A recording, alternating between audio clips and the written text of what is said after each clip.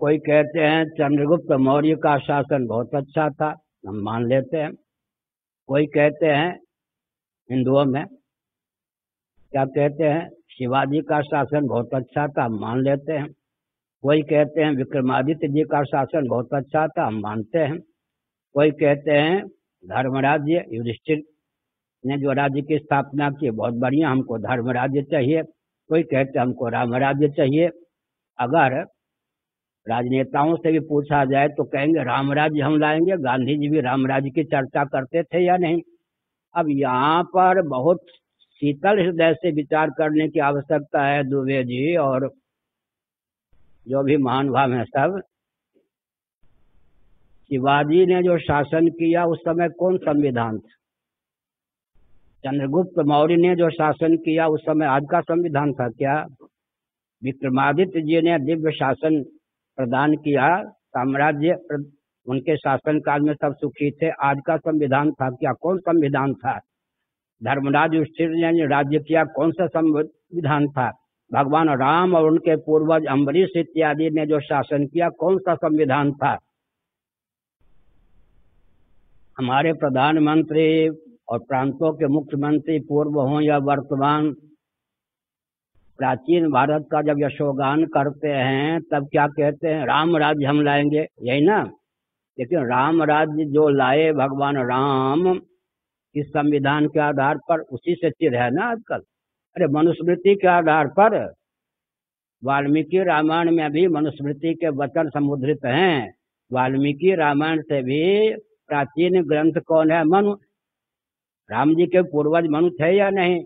अब प्रश्न उठता है कि पूरे विश्व में जिस संविधान का अनुपालन करके धर्मराज्य की प्रतिष्ठा हुई, रामराज्य की प्रतिष्ठा हुई, खलबल डंके की चोट से उस संविधान के प्रति, उस संविधान के उपदेष्टा मनु के प्रति घोर अनास्था उत्पन्न कर दी गई है या नहीं? तो कल्याण कैसे होगा जी? एक और हम कहते हैं राम राज्य लाएंगे, दूसरी ओर राम जी ने जो राज्य प्रदान किया, उनके पूर्वजों ने जो राज्य प्रदान किया, जिस संविधान के क्रियान्वयन का वो फल था, उस संविधान को कोसते भी हैं। एक मधुर संस्मरण सुनाता हूँ। आरएसएस के, अब हमको कहना पड़ता, दिवंगत सुदर्शन जी जब सरसंचालक थे तो अपने काल में पदासीन जब तक रहे तब तक 9 बार मेरे पास आए, बाद में एक बार भोपाल में भी आए, एक बार नागपुर में जो उन्होंने कहा, मोहन भागवत जी भी सुन लें गुपचुप। सुदर्शन जी ने क्या कहा मालूम है? शंकराचार्य जी, आपसे बात करने पर मैं इस निष्कर्ष पर पहुंचा हूं, आप तो कम से कम मनुवादी नहीं है। हमने कहा मनुवादी नहीं हूं, आपने कैसे निष्कर्ष निकाला? उदार आप हैं, ऐसा उदार मिलना कठिन है। मैंने मुस्कुरा दिया। हमने कहा यही मनुवाद का लक्षण है, जिससे आपको परहेज है वही मैं हूँ। आप पर तो मैं लट्टू हूँ। आप जैसा उदार व्यक्ति मिलना, सामंजस्य स्थापित करने वाला मिलना कठिन है। हमने कहा यही मनुवाद का लक्षण है। कल मैंने मनु का अर्थ किया था जी। मनु का अर्थ होता है मंत्र, मनु का अर्थ होता है मंत्र। उपनिषदों में मनु शब्द का प्रयोग आया है कम से कम 10 बार। मनु का अर्थ होता है मंत्र, मनु का अर्थ होता है मंत्रार्थविद, और मनु का क्या अर्थ होता है? मंत्र दृष्टा। इसका मतलब वेदों का तात्पर्य ही मनुस्मृति के माध्यम से प्रकट किया गया। आश्चर्य की बात है, जब हम राम राज्य की प्रशंसा करते हैं, धर्मराज्य की प्रशंसा करते हैं, विक्रमादित्य जी के शासन काल की प्रशंसा करते हैं, और चंद्रगुप्त मौर्य के शासन काल की प्रशंसा करते हैं, शिवाजी के शासन काल की प्रशंसा करते हैं, तो स्वाभाविक रूप से प्रश्न उठता संविधान कौन था?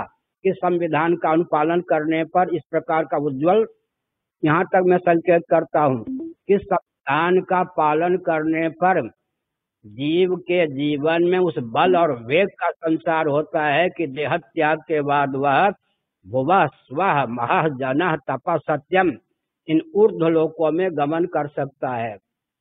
इधर ध्यान गया?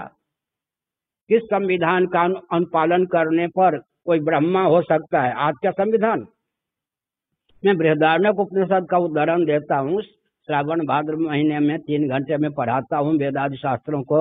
बृहदारण्यक उपनिषद का अध्ययन कीजिए। आज जो ब्रह्मा जी के पद पर हैं दुबे जी, पहले कौन थे मालूम है?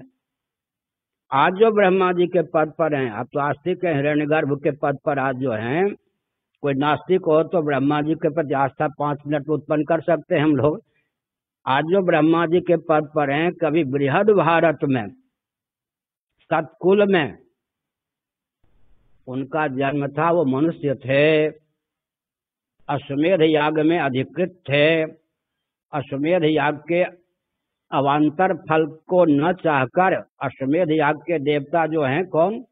प्रजापति। सर्वोत्कृष्ट अश्वमेध याग को क्यों माना गया?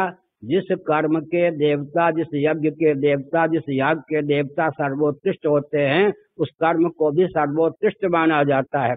अश्वमेध याग के देवता हैं प्रजापति, इसलिए अश्वमेध याग को सर्वोत्कृष्ट माना जाता है। इतर फल की इच्छा न करके आज जो ब्रह्मा जी के पद पर हैं, किसी कल्प में वो भारतवर्ष में थे, सतकुल में उत्पन्न थे, उन्होंने विधिवत प्रजापति की अश्वमेध याग के माध्यम से तमर्चा की, आराधना की। आज जिसके फलस्वरूप वो ब्रह्मा है। एक मनुष्य को ब्रह्मा जी का पद देने वाला कौन है जी? कौन संविधान है? आधुनिक संविधान हो सकता है या मैं उधर भी देखिए जरा, उधर जहाँ कहीं विश्व में जो भी संविधान लागू हैं, थोड़ा विचार कीजिए। इंद्र के पद, इंद्र का जीवन और इंद्र के पद को प्रदान करने वाला कौन संविधान हो सकता है? हमारे जीवन में वो बल और वेग भरने वाला कौन संविधान हो सकता है कि देहत्याग के बाद कर्म और उपासना के स्तर से भुवा स्व महा जन तप सत्यम, इन लोकों में किसी भी लोक में हम जा सकते हैं। इसका अर्थ क्या है? लौकिक उत्कर्ष, पारलौकिक उत्कर्ष और परमात्मा की प्राप्ति का मार्ग भी प्रशस्त हो जाए, अभ्युदय निश्रेयस दोनों फलों की सिद्धि हो जाए, ऐसा संविधान ही तो संविधान हो सकता है। अब रामचरितमानस के आधार पर मैं एक वाक्य